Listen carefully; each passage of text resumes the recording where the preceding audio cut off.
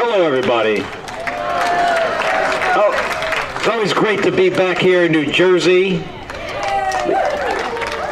Like many of you, I'm from New Jersey, too. I grew up in West Orange, and then, I left when I was about 18, and I went off to the Merchant Marine Academy, and I served in the United States Navy for about a little bit of time, for about 25 years, flying airplanes for the Navy, and then flying the space shuttle at NASA for about 15 years or so. But it's always great to come back to your home state, and I love being here, and it's a perfect day. And it's a little hot for you New Jersey people. You know, Gabby's from Arizona, and if you want to know what hot is, come visit us. Go Tucson. Yes, we love it.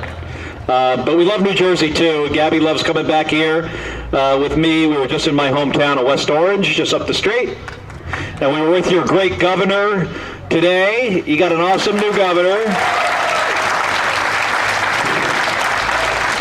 He is trying to take on the gun lobby, trying to address this state's issue with gun violence. He's committed to doing this in a thoughtful and powerful way, and we're going to partner with him, and we're going to help him do this.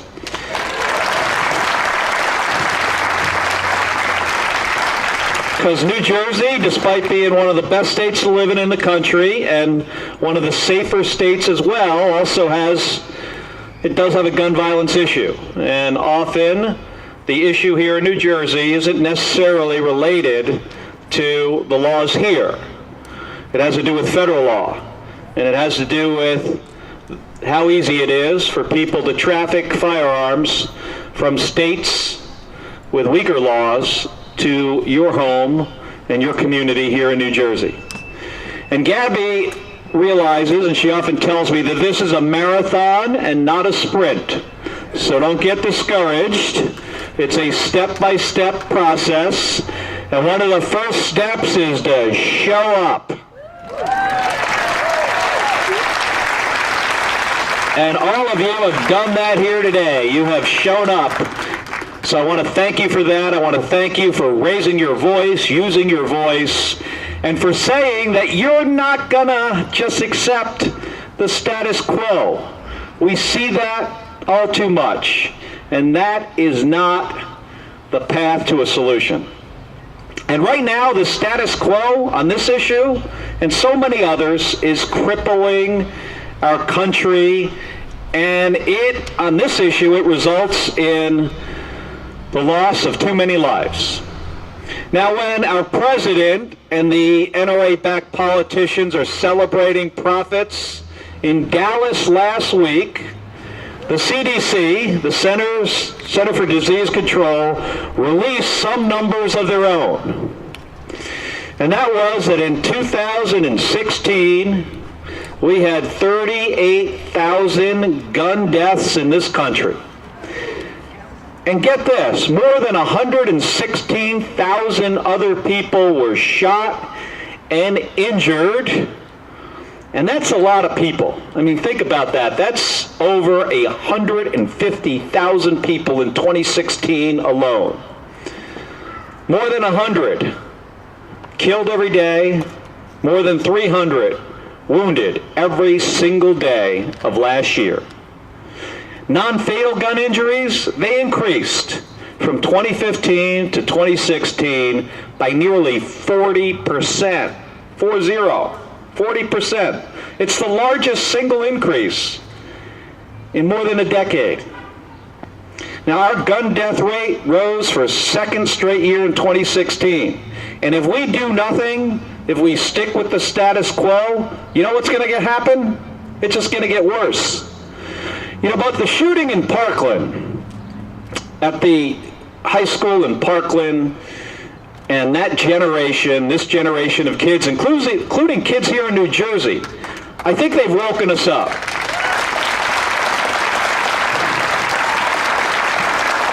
You know, these students have reminded us of one simple fact, and that is that we have not done enough to protect them.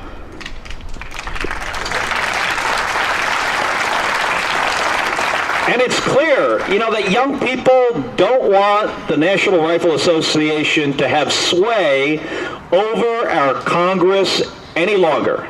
They're sick and tired of it. And they're sick and tired of gun lobby cash buying silence from politicians.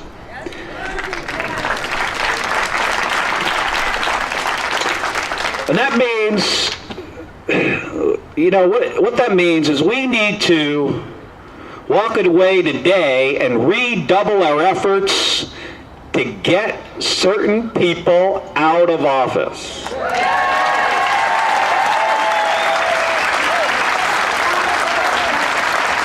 Yes, I heard somebody say Tom MacArthur.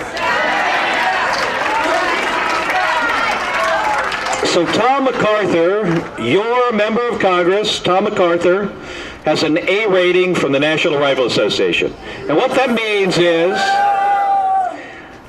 Gabby and I, we're never really into these ratings. I think it's kind of ridiculous that members of Congress, are even interested in any way to receive a grade from any other organization. I find it very distasteful. But, to receive an A rating from the National Rifle Association means a couple things. It means you probably voted with them on most of the time. Certainly, probably every time. But in this case, what it also means is that Tom MacArthur has taken thousands of dollars from the corporate gun lobby. Thousands of dollars for his campaign. And he's also one of the co-sponsors of one of the NRA's top priorities in the House of Representatives and in the United States Senate. But in the House of Representatives, your member of Congress is a co-sponsor for the Concealed Carry Reciprocity Act. Not only is he a co-sponsor, but he helped make sure that it passed in December of 2017. It passed with his vote and with his leadership. And you know what the Concealed Carry Reciprocity Act does? You know what it does? It means that people from states with very little requirements to carry a concealed firearm can bring them right here to New Jersey, right here to Moorestown, right here into your district, into your neighborhood, and, with little requirement, people from other states. And that just doesn't make any sense. Now, you think that's bad? Let me tell you what's even, in my opinion, what's as bad as that is being a supporter of the Hearing Protection Act of 2017. You know what the Hearing Protection Act does? It's basically a nice-sounding name to allow anybody to go out and buy a silencer. And that is one of the other top priorities of the National Rifle Association. And I believe that's probably why your Congressman, Tom MacArthur, supports the Hearing Protection Act. And that is so the corporate gun lobby and gun manufacturers and manufacturers of silencers make more money.